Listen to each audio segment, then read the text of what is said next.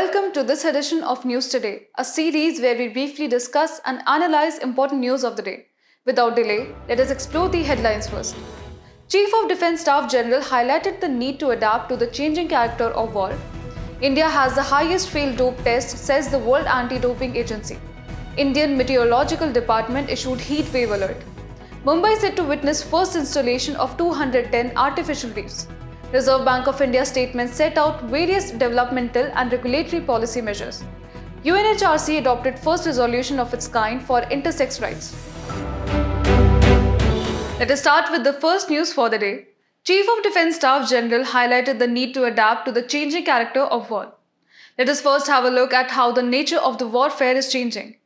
Traditionally, warfare was defined by direct kinetic military engagements. However, 21st century marked emergence of more complex and subtle form of conflict known as fifth generation war. Fifth generation war is conducted primarily through various non-kinetic forms of warfare, such as firstly through cyber warfare, as it involves action to attack and attempt to damage another nation's computers or information networks through computer viruses or denial of service attacks. Secondly, through psychological operations, as it involves planned use of propaganda and more to influence opinions, emotions, and behavior of the opposition groups. Hybrid warfare refers to a military strategy that blends conventional warfare with other influencing methods, such as fake news, diplomacy, etc. And lastly, other emerging challenges of warfare, which includes impact of disruptive technologies like artificial intelligence, drones, nuclear, and space war. Let us also have a look at the initiatives taken by India in tackling Strategic Forces Command to control, manage, and administer nuclear forces. DRDO Young Scientist Laboratories are established to provide solutions in advanced technology areas of warfare. Implementation of Defense Cyber Agency to protect the Defense Forces information and communication technology assets. And lastly, Defense Space Agency to integrate space assets from Indian Army, Navy, and Air Force. Moving ahead in the news, India has highest failed dope tests, says the World Anti-Doping Agency. As per World Anti-Doping Agency or WADA report, India has recorded the highest percentage of failed dope tests among countries with greater than 2,000 or more tests. Before proceeding, let us understand about doping first. It is the use of substance or physiological mediators that are not normally present in the body to enhance athletes' performance during competition. There are several reasons for doping, but many athletes do it to gain publicity in sports, recover from injury due to advancements in technology, winning at all cost mindset, and also due to the lack of knowledge about chemicals. If we talk about the methods used in dope, then these include manipulation of blood and blood components, chemical and physical manipulation, and gene doping. Doping poses a serious impact on sport ethics or the code of conduct for promoting and ensuring healthy sporting practices. It undermines fair play and compromises spirit of sport and contradicts pursuit of excellence. Also, it goes against the values of perseverance as it does away with consistency to work towards a goal and courage, which showcases one's willingness to shoulder burdens and take risks. Moreover, it also hampers moral values of sports and changes the nature of sport as an educative and health-promoting activity. Additionally, it sometimes also rewards the wrongdoers who participate in doping. The only way forward to increase awareness among sportspersons regarding doping is through effective anti-doping programs, an anti-doping helpline for athletes, and regular information on prohibited substances. At last, now let's also discuss and know about some anti-doping agencies. First is the World Anti-Doping Agency. It was established in 1999 as an international independent agency to lead towards doping-free sport. Its aim is to develop, harmonize, and coordinate anti-doping rules and policies across all sports and countries and monitor compliance with the World Anti-Doping Program. Next is the National Anti-Doping Agency. It was established in 2005 as an autonomous organization which conducts anti-doping awareness programs in association with Sports Authority of India and national sports federations. In another news, Indian Meteorological Department has issued Heatwave Alert. The India Meteorological Department has predicted that above normal heat wave days are likely to occur over most parts of South Peninsula, Central India, East India and plains of Northwest India during the month of April to June in hot weather season. Let us first start by understanding about what is the heat wave. Heat wave is a condition of air temperature which becomes fatal to the human body when exposed. The Indian Meteorological Department declares a heat wave when the temperature of a place crosses 40 degrees Celsius in the plains, 37 degrees Celsius in the coastal areas, and 30 degrees Celsius in the hills. Further, it uses the following criteria. Based on departure from normal temperature, a heat wave is considered when the temperature is between 4.5 degrees Celsius to 6.4 degrees Celsius from normal. And a severe heat wave is considered when the temperature is more than 6.4 degrees Celsius from the normal temperature.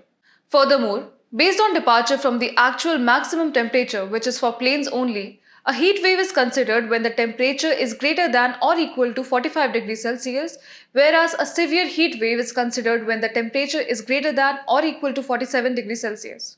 Let us also have a look at the favorable conditions. Transportation or prevalence of hot dry air over a region, absence of moisture in the upper atmosphere. Sky should be cloudless as it allows maximum insolation over the region. And lastly, large amplitude anticyclonic flow over the area. Heat waves can have several impacts on our daily lives, such as it can create health hazards such as heat stroke. Also, it increases the strain on water and energy sources. It also results in food insecurity as it can cause wilting, stunting, or early ripening of crops and more. To overcome these issues, few initiatives have also been taken. Let us have a look at them. IMD has issued color code impact-based heat warning jointly with National Disaster Management Authority. It includes green for no action, yellow alert that is be updated, orange alert meaning be prepared, and lastly red alert that is take action. NDMA has issued guidelines for preparation of action plan that is prevention and management of heat wave.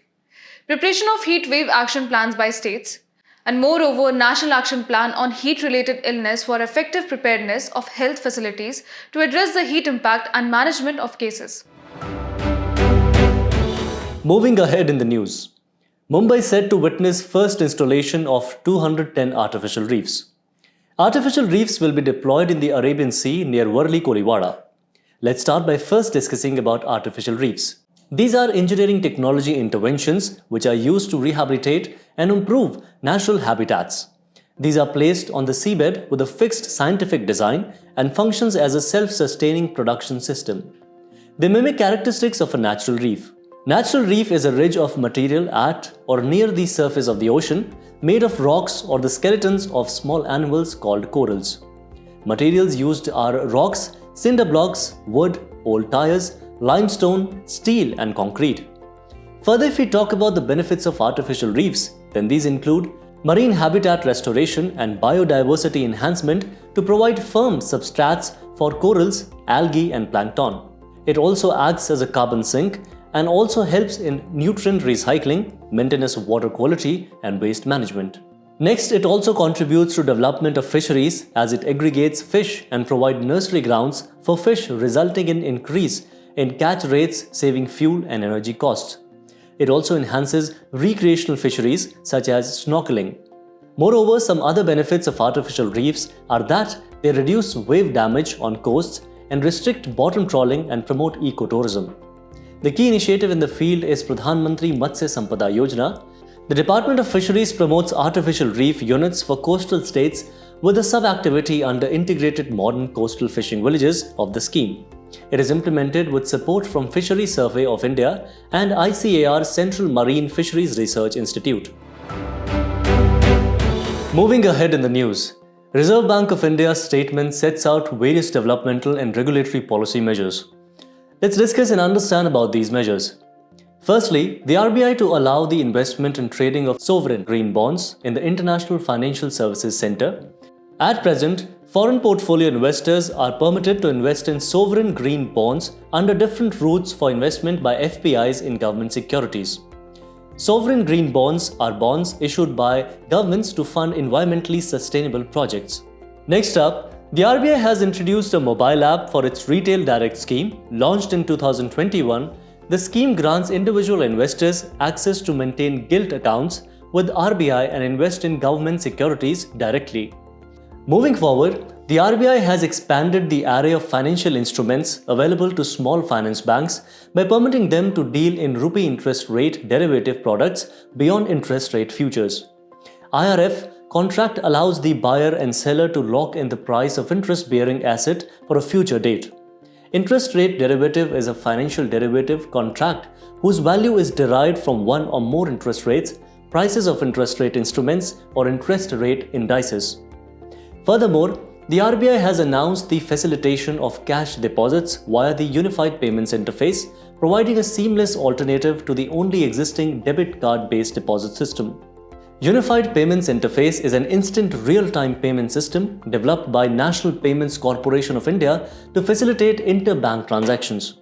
Lastly, the RBI disclosed plans for the distribution of central bank digital currency through non-bank payment system operators, marking a significant step in the ongoing pilot project for both retail and wholesale segments. CBDC is a digital form of currency notes issued by central bank. CBDC is also referred to as digital rupee. In another news, UNHRC adopted first resolution of its kind for intersex rights. A resolution is adopted at the 55th session of the United Nations Human Rights Council. Before we begin, let us first get to know about the United Nations Human Rights Council or UNHRC. It was established in 2006 by the General Assembly, in which UNHRC replaced the United Nations Commission on Human Rights. UNHRC is the main intergovernmental body within the United Nations for strengthening the promotion and protection of the human rights. Made of 47 member states, its key mandate is to review the human rights records of all UN member states via the Universal Periodic Review. It also authorizes commissions of inquiry and fact-finding missions on war crimes and crimes against humanity. Coming back, let us now have a look at the resolution calls on states. Those are to combat discrimination, violence, and harmful practices against persons with innate variations in sex characteristics and address their root causes, as well as help intersex people realize the enjoyment of the highest attainable standard of physical and mental health. Talking about intersex people, they are born with sex characteristics such as sexual anatomy, reproductive organs, hormonal patterns, and chromosomal patterns that do not fit typical binary notions of male or female bodies. Intersex people may have any gender identity or sexual orientation. Moreover, experts estimate that up to 1.7% of the population is born with intersex traits. Intersex people are different from transgenders, as transgender individuals are born with a body that has unambiguous sexual characteristics of either male or female, but they don't match the person's gender identity. Intersex people also face some issues. Let us have a look at them as well. Intersex people are subjected to human rights violations because of their physical characteristics. Intersex people face several issues as society has created harmful stereotypes and pathologization that is treating intersex persons as necessarily ill or disordered towards them. They face issues like infanticide, forced and coercive medical interventions, discrimination in different spheres, legal recognition, and more. The personality in news for today is Laxman Nayak. Recently, the Ministry of Tribal Affairs highlighted contributions of freedom fighter Laxman Nayak. Laxman Nayak was a tribal leader of Bhumia community from Odisha. He was famous as the Gandhi of Malkangiri region because he believed and followed Gandhian principles of truth, non-violence, and peaceful non-cooperation. Talking about his contributions, he participated in individual satyagraha in 1940. During Quit India movement 1942, he asked his fellow tribesmen to respond to the call of do or die by Gandhiji. He strengthened the principle of Swaraj by advocating the use of charkha through door-to-door campaigns. He exhibited the values of courage and leadership. As we conclude today's main news, let's take a look at some quick updates. Economic and Social Survey of Asia and the Pacific 2024 has been released by UNESCO. The survey, published annually since 1947, is flagship publication of UNESCO. Headquartered in Bangkok, Thailand, UNESCO was established in 1947 as Economic Commission for Asia and Far East, and in 1976 it became ESCAP. Israel has approved the reopening of the Erez crossing to allow the flow of more humanitarian aid into Gaza. It also approved the use of Ashdod port for aid, also known as Beit Hanun. Erez crossing is a border crossing between Israel and the northern Gaza Strip. Finance Ministry has appointed the new presiding officer of Securities Appellate Tribunal. SAT is a statutory body under the Securities and Exchange Board of India Act 1992. Its function is to hear and dispose of appeals against the orders passed by SEBI, Pension Fund Regulatory and Development Authority, and Insurance Regulatory Development Authority of India. The Shyama Prasad Mukherjee port handled record cargo of 66.4 million metric tons in 2023-24, Earlier called Kolkata Port Trust, the Shyama Prasad Mukherjee Port is the oldest operating port since 1870 in India. It is governed under Major Port Trust Act 1963. As per reports, the Indian Army has started the induction of Automated Air Defence Control and Reporting System Project Akash Tir to bolster its air defence capabilities. Project Akash Tir is indigenously developed and has a state-of-the-art capability. It will enable monitoring of low-level airspace over the battle areas of Indian Army and effectively control the ground-based air defence weapon systems. Indian Coast Guard evacuated crew from a fishing boat in the Gulf of Khambat, also known as the Gulf of Cambay. It is a funnel-shaped indentation of the Arabian Sea that separates the large Saurashtra Peninsula and the mainland of Gujarat. The famous Harappan port town at Lothal was situated at the head of the Gulf of Khambat. Recently, a bloom of venomous purple jellyfish has been reported across Visakhapatnam coast. Temperature variations of seawater might be the major inducing factor which could result in jellyfish blooms. Purple jellyfish is found worldwide in tropical and warm temperature seas. Department of Archaeology and Museums have unearthed a coin hoard at Fanigiri site in Suryapet district, Telangana, belonging to Ikshvaku period. Fanigiri means hillock of snake herd, which is a Buddhist site located at 110 kilometers from Hyderabad. Before we go, it's time to put your knowledge to test in today's segment of Test Your Learning.